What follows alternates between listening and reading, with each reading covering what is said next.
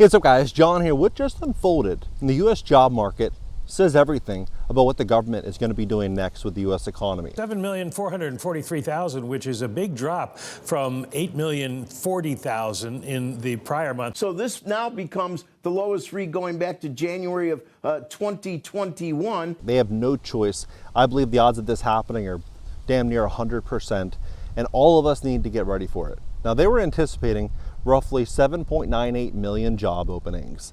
They missed a 3.5-year low by 500,000 jobs to 7.44 million jobs. Now, when the job market starts to fall, taxable revenue starts to fall, government dependency and assistance starts to grow. And when you look at what the government's spending now, next year they're going to be spending $1 trillion just to service interest. By 2034, it'll be 1.7 trillion. Just Social Security alone is $1.3 trillion. You have defense, $820 billion. Their expenses are continuing to grow, and they're spending like drunken sailors. And so what they're going to be doing next is going to be the real shocker.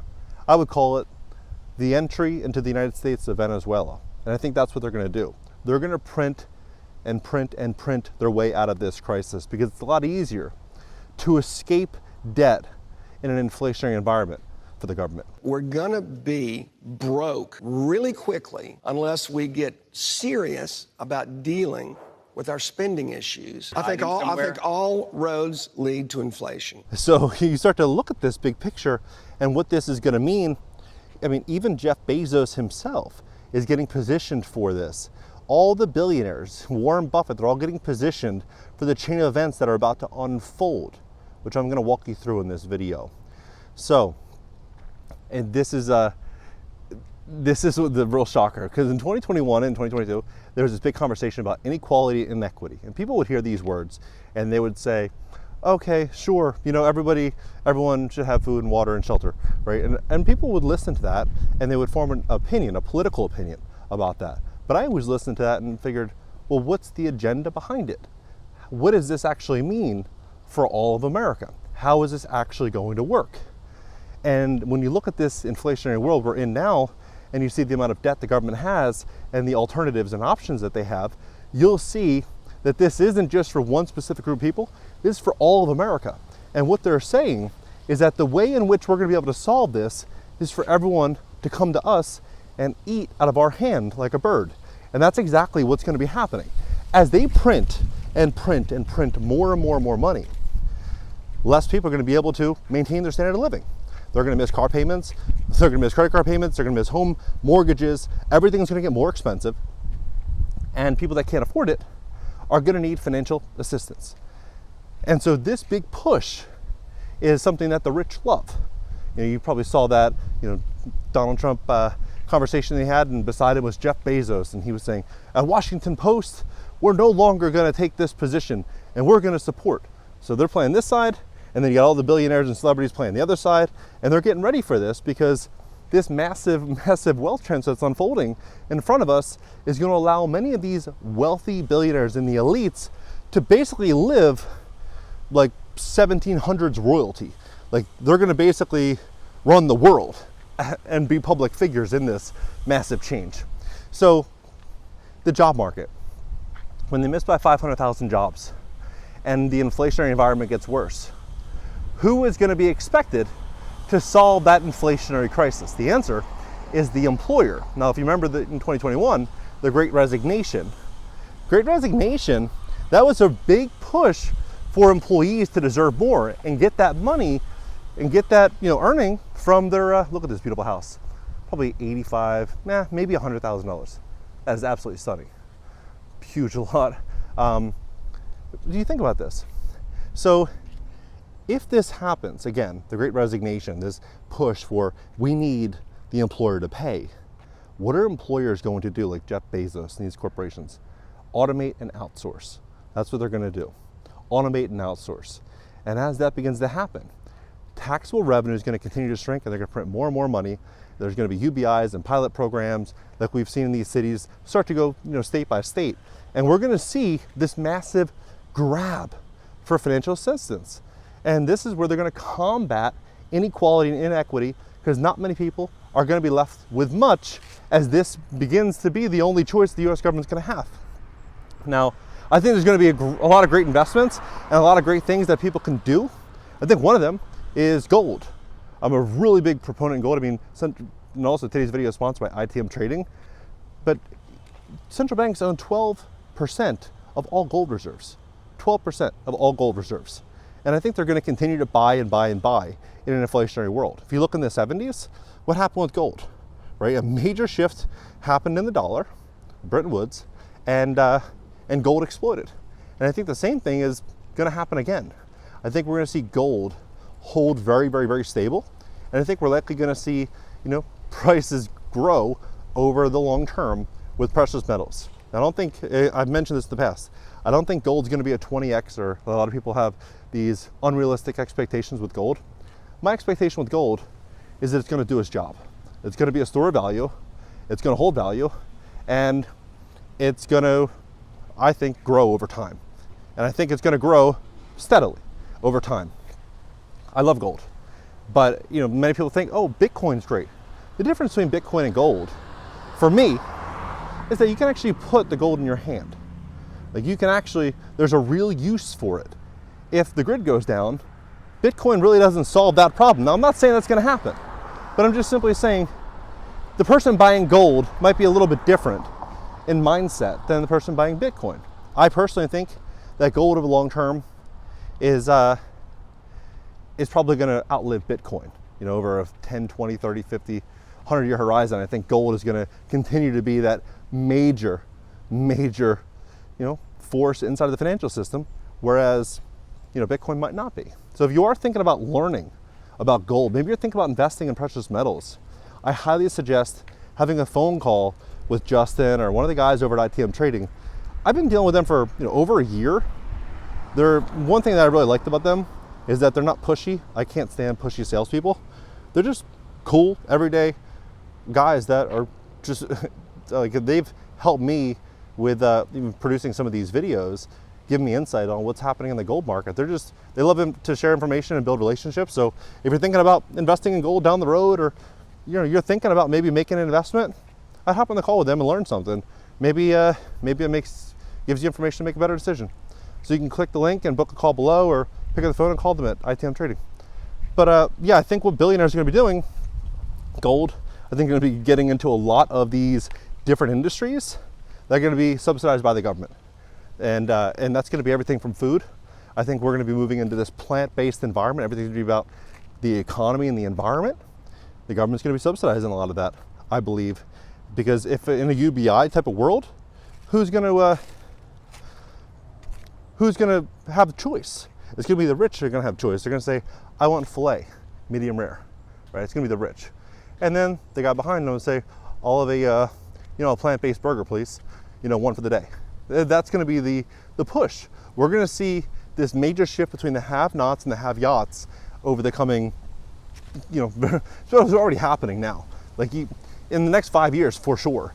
But we're already seeing this right now with living standards in this country starting to change.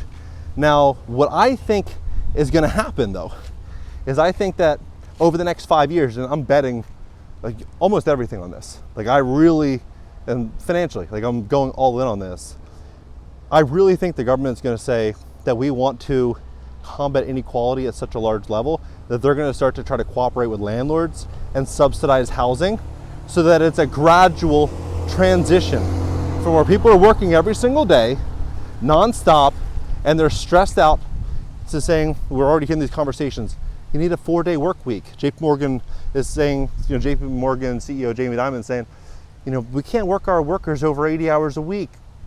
We have to take care of our employees. Mental health is important.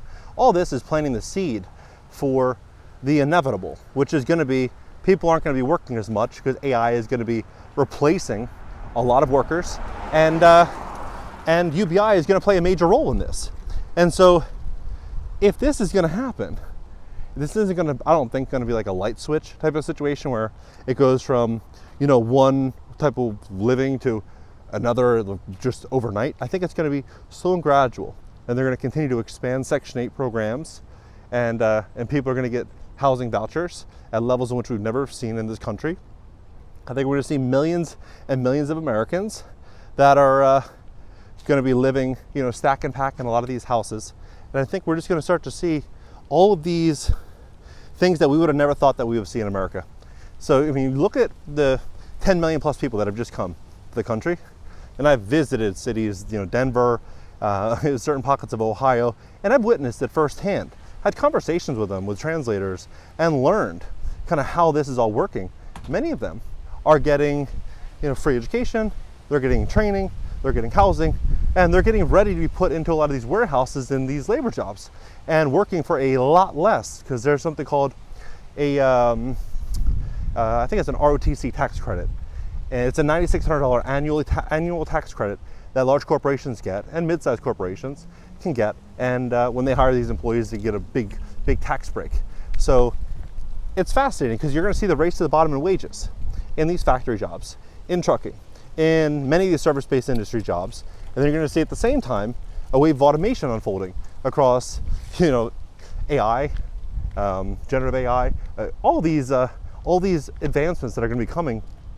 At the same time, the government needs to stimulate the economy. So everything is working perfectly, for them, right?